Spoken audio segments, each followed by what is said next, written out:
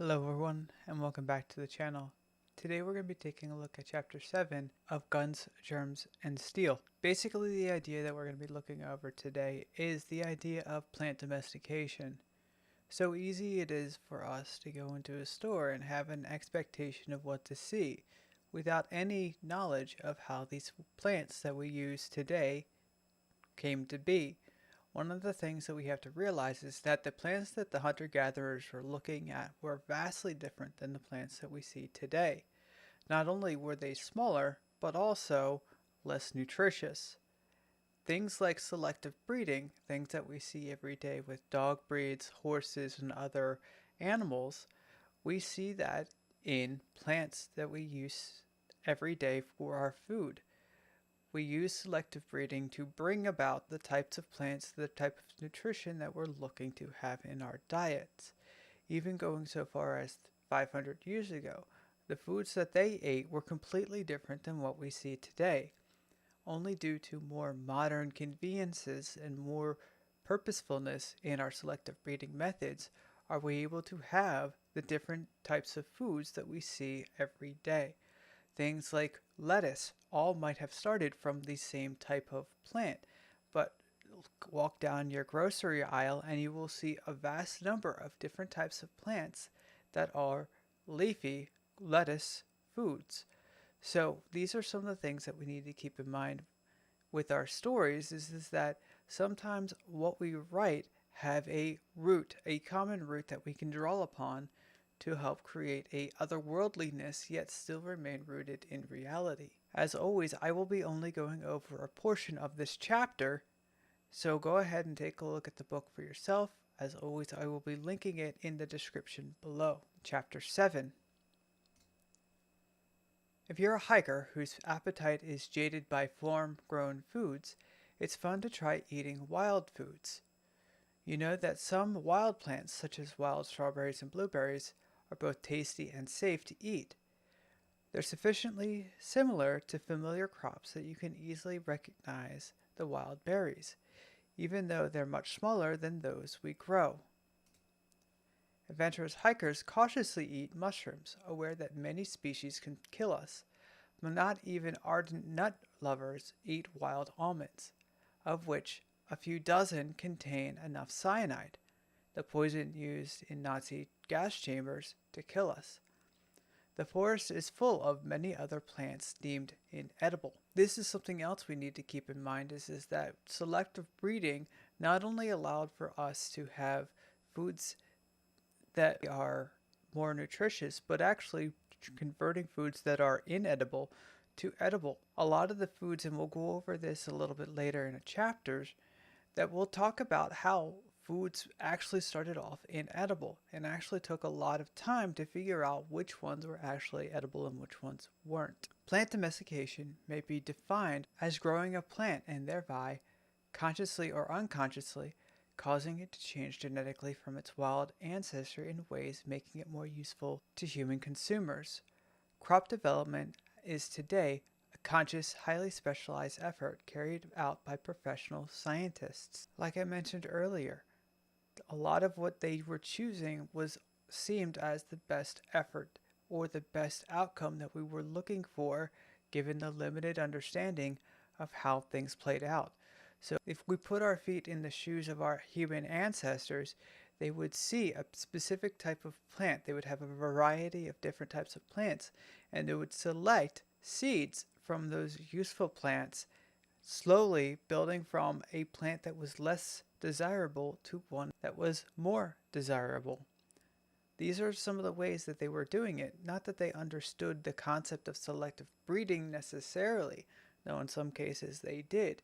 But what they were doing was trying to develop a food that would provide better offspring, just in a way that sometimes you have different types of animals. They will select partners based on certain criteria. Displays of plumage is a way that certain types of birds will try to pick better mates. So too do we pick different types of foods, different types of plants that we are using to create better foods for ourselves. How then did early farmers domesticate plants unwittingly? For example, how did they turn poisonous almonds into safe ones without knowing what they were doing? What changes did they actually make in wild plants besides rendering some of them bigger or less poisonous? A more modern example for what we have for this is things like seedless plants or seedless fruits. One of the ways that they do this is that they actually use a thing called grafting. They'll actually take a plant from a seedless plant and actually graft it or splice it in a way that it will actually grow off another plant. They'll do this again and again and again so that they can populate a wide variety of seedless plants. This way they are able to create a renewable source of the fruit that they are looking to produce. This is one of the ways that we do in more modern times. Grafting is an old practice, but it has real world advantages today in what they are looking to do. Even for valuable crops, the times of domestication vary greatly. For instance, peas were domesticated by 8000 BC, olives around 4000 BC, strawberries not until the Middle Ages, and pecans not until 1846. Many valuable wild plants yielding food prized by millions of people, such as oaks, sought after their edible acorns in many parts of the world, remained untamed even today. What made some plants so much easier or more inviting to domesticate than others? Why did olive trees yield to Stone Age farmers, whereas oaks continue to feed our brightest agronomists? There are some types of plants that are just inherently resistant to a domestication. It is easy to grab food such as oaks, their acorns. They are easily to gather. The problem is that because of their resistance to domestication, we are unable to actually develop a acorn that is actually feasible for eating for ourselves. Yes, squirrels use it all the time, but that's because they are more developed to consume those types of acorns. Let's begin by looking at domestication from the plant's point of view. As far as the plants are concerned, we're just one of thousands of animal species that unconsciously domesticate plants. Like all animal species, including humans, plants must spread their offspring in areas where they can thrive and pass on their parents' genes. Young animals disperse by walking or flying, but plants don't have that option, so they must somehow hitchhike. While some plant species have their seeds adapted for being carried by the wind or floating on water, many trick an animal into carrying their seeds by wrapping the seeds in tasty fruit and advertising the fruit's ripeness by its color or smell. The hungry animal plucks and swallows the fruit, walks or flies off, and then spits out or defecates the seed somewhere far from its parent tree. Seeds can, in this manner, be carried for thousands of miles. Something else that's not mentioned here is the fact that some plants use burrs to carry on to other locations. You can see this whenever you walk through a field where there are certain types of grasping types of plants on it, and they stick into, typically designed for fur, but they also stick to clothes and other things. Another one is the classic tumbleweed. These are one of those things that's quintessential with the West, Wild West of North America. We see the tumbleweed going from one place to another. This is not necessarily just something where it's an after effect of drying out, but rather this is actually a plant that's designed to do this, so it actually spreads its seeds across a wider area. These are all different ways that plants are spreading their own seeds. It may come to a surprise to learn that plant seeds can resist digestion by your gut and nonetheless germinate out of your feces. But many adventurous readers who are not too squeamish to take the test and prove it for themselves. The seeds of many wild plant species actually must pass through an animal's gut before they can germinate. For instance, one African melon species is so well adapted to being eaten by a hyena-like animal called an aardvark that most melons of that species grow in latrine sites of aardvarks. Something else that's not mentioned here is that there's other types of, while we're not necessarily talking specifically food, there are other types of seeds that require other types of environmental factors. For instance, there are a number of different species, such as evergreen type plants, where there actually is a requirement for a forest fire to allow for these seeds to actually grow. This is an interesting means of seed dispersal because what it actually does, it actually is twofold. Not only does a forest fire wipe out a lot of the underbrush, which gives the seeds ability to grow without any sort of competition. But another interesting fact is the fact that the types of pine cones that this seed is housed in is actually specifically designed to allow it to withstand the heat. One of the reasons why it's such a big issue when we prevent natural forest fires from taking place, it actually causes problems with reproduction of certain types of plants. These are something that we need to keep in mind when we're talking about how a world actually functions.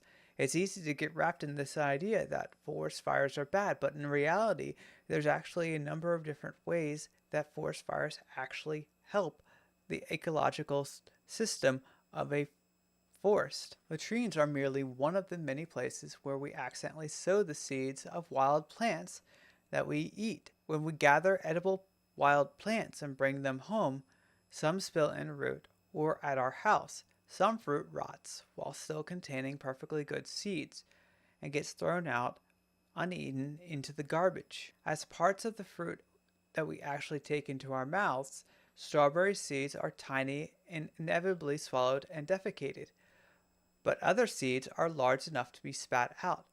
Thus, our spittoons and garbage dumps joined our latrines to form the first agricultural research laboratories. Interesting fact that most of the latrines that's talking about here is actually one of those places, our garbage dumps as it were, is one of those places that scientists actually look for when they want to see the types of societies that were from the past. Because even though it was our dumping ground, because there wasn't a lot of movement after the items were dumped, we can actually see a lot of the history that was actually taking place and gather information about that particular group from that particular area. Eventually, when the first farmers began to grow seeds deliberately, they would inevitably sow those from the plants they had chosen to gather, even though they don't understand the genetic principle that big berries have seeds likely to grow into bushes yielding more big berries.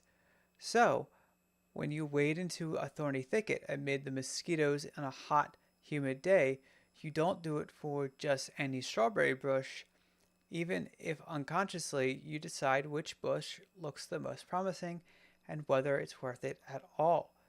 Like we had talked about in a previous video, there's a cost-benefit analysis that we naturally do when it comes to providing for our food, for our sustenance. You don't pick the item that's going to cost you more energy than if you were looking for something just to provide you with nutrition, specifically calories. That is the primary desire when we're talking about food early in human histories, is that we're talking about calories. Other types of foods provide different types of nutrition, but we aren't necessarily paying attention to that when you're a hunter-gatherer. You're just trying to provide energy for yourself to make it through the next few days so that it gives you time to provide for more food for you to ingest. These are some of the ways that hunter-gatherers were first thinking about their food, and this is something that was probably prevalent only until recently. Until we actually had a sustainable way of actually providing food for ourselves easily. This is particularly impacted by things such as refrigeration. These are some of the things that we keep in mind with our story. This is that what were the actual day-to-day desires of the people going on? How much does the desire for food impact how people are going through their lives? Are they sitting around because they don't have work, or are they sitting around because by doing extra unnecessary work, by running around and jumping, are they burning calories they don't need to burn? These are something that we need to keep in mind in the back of our heads when we're telling our stories. What are your unconscious criteria? One criterion, of course, is size. You prefer large berries because it's not worth your while to get sunburned and mosquito bitten for some lousy little berries. That provides part of the explanation of why many crop plants have so much bigger fruits than their wild ancestors do. It's especially familiar with us that supermarket strawberries and blueberries are gigantic compared to the wild ones. These differences arose only in recent centuries. This goes back to this idea of selective breeding that I mentioned earlier. When the hunter and gatherers were out looking for food, they weren't just looking for anything that provided, but they were picking primarily what was closest, but also they were paying attention and going back to bushes that provide better foods. When you're out looking for food, when you're out scouting for food, you're actually looking around and making mental note of the type of plants that are in the area. Once you have become familiar with an area, depending on whether or not your tribe is moving around, you are actually knowing where certain specific plants are. This information gets passed down from generation to generation, just like the types of foods that are edible. It's not uncommon for people to tell stories where you have people that are just running around grabbing whatever food is close and thinking it's okay just to eat it and die. 9 times out of 10, the poisonous foods that they are actually ingesting are not going to actually kill you from the get-go, but rather cause painful diarrhea or other types of illnesses. One of the big issues with these types of illnesses is that it's not just the fact that you're uncomfortable. Today, diarrhea and vomiting are not actually that dangerous compared to back then. Back then, not only were they worried about discomfort, but they were also paying attention to the fact that if you're ingesting this food and you are vomiting or defecating it out quickly, you're actually losing all of those potential calories, which means that it takes more energy for you to replenish that, not just food, but also water. Water is not something that they could just turn on the tap for, but rather they had to go get. That doesn't even take into account the fact that depending on the water hole that they are gathering from, whether or not it's sanitary. For instance, today it's not uncommon that they test different types of lakes in your area to find out that the bacteria and other parasites in the water make it undrinkable. They had that same issue back in the day. Now, there are certain types of water flows that because it was constantly being refreshed, that you had a less risk of having parasites or bacteria. But that doesn't mean that it's going to be a 100% sure thing, and it can change from day to day. For instance, if your tribe is living downstream of a herd of buffalo and they're going through and they're defecating into the water, what types of pathogens, what types of parasites are going to be in that water that you're going to end up drinking and causing pain and suffering for yourself, if not death? Getting back to the things that we are eating and passing on the information, specifically things like mushrooms, like we mentioned earlier. Mushrooms are one of those things that have a dubious history, so they are very careful about the types of foods that they're eating. Yes, a lot of the times the mushrooms aren't going to necessarily cause instant death. Obviously, there are very specific ones that we know, though we cannot identify them off the top of our head, we know are going to cause death. But because they had a history of understanding the land and understanding the different types of mushrooms, they would pick very specific ones so that would allow them to survive and use foodstuffs such as mushrooms for their diet. The explanation is that occasional individual almond trees have a mutation in a single gene that prevents them from synthesizing the bitter-tasting amygdalin.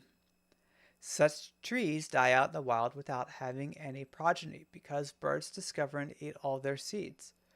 But curious or hungry children of early farmers, nibbling wild plants around them, would eventually have sampled and noticed those non-bitter almond trees. In the same way, European peasants today still recognize and appreciate occasional individual oak trees whose acorns are sweet rather than bitter. Those non-bitter almond seeds are the only ones that ancient farmers would have planted, at first unintentionally in their garbage heaps and later intentionally in their orchards. Another way that they could have noticed is that if a child is seeing, or an adult is seeing an animal eating these plants, eating these almond trees, plants that they know are poisonous, yet the animals aren't dying, that's an indication for these hunter-gatherers that the tree is safe to eat. Hunter-gatherers were not just paying attention to what they were eating to cause them pain and suffering, but also what animals were eating. Animals are more prone to eat everything. So if you see an animal and it's eating these types of plants that are known to be poisonous, but they don't die, these are something that they would have known is okay to eat. It's sort of the same idea of the canary in the coal mine. What they would do when they're mining for ore, particularly coal, is that they would actually take animals, smaller animals that were more susceptible to gases that were not uncommon in the coal mines, and actually bringing them with them. That way, when the canary died, the coal miners would recognize that there is a highly potent, deadly gas in the air, and they would flee. This is one of the ways that humans would protect themselves, by using animal as guinea pigs as a bulwark against dangerous things. This is something we've been doing for millennia. When the Egyptian king Tutankhamun died around 1325 BC, almonds were one of the foods left in his famous tomb to nourish him in the afterlife.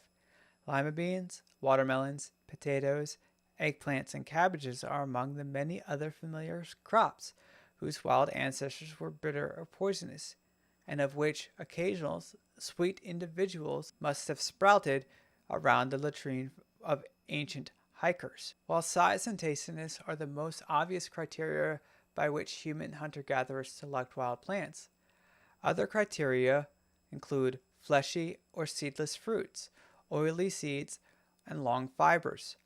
Wild squashes and pumpkins have little or no fruit around their seeds, but the preferences of early farmers selected for squashes and pumpkins consisting of far more flesh than seeds. For the plants such as squashes and pumpkins, as is described here, the plant's goal is to become more widely dispersed. Now, because humans are cultivating these, there's a lot more of them, which in a way is the goal, but it's also something that is kind of counterintuitive. Just like in our stories, we need to make sure that we are expanding what's going on and being consistent with the base nature of the item that we're working with. Like we mentioned last time when we're talking about magic systems, in a way that we are talking about expanding rather than creating something new. We are selecting for and paying attention to and developing a certain aspect of what's going on, particularly in this case, foodstuffs that we are able to develop. How much more can we add to our story when we're talking about adding to and setting a base for our readers to understand reality and then just adding layers on top of it? Cultivated bananas were selected long ago to be all flesh and no seed, thereby inspiring modern agricultural scientists to develop seedless oranges, grapes, and watermelons as well. Seedlessness provides a good example of how human selection can completely reverse the original evolved functions of a wild fruit, in which nature serves as a vehicle for dispersing seeds. In addition, though, there are at least 4 other major types of change that did not evolve berry pickers making visible choices. In these cases, berry pickers caused changes either by harvesting available plants, while other plants remained unavailable for invisible reasons, or by changing the selective conditions acting on plants. Something else that we have to keep in mind, and we'll probably go over it in the next chapters, we're actually taking a look at how the environmental factors played a part in how these seeds were actually able to be used in the areas that they were developed. Some plants don't work well in others. But when we take plants and actually bring them to specific areas, they actually flourish a lot better. A primary example for this is tobacco. Tobacco isn't native to North America, but rather it was brought over when the English came over to North America, and they found that tobacco actually thrived in the South where they were actually able to develop and cultivate it so that it was actually very profitable. Of course, this caused problems later on in the economic sense, but that's something we can worry about later. The first such change affected wild mechanisms for dispersal of seeds.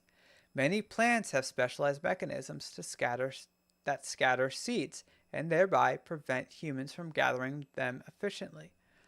Only mutant seeds lacking these mechanisms would have been harvested and would thus have become progenitors of crops. In the wild, the mutant peas would die entombed in their pod in their parents' plants, and only the popping pods would pass on their genes.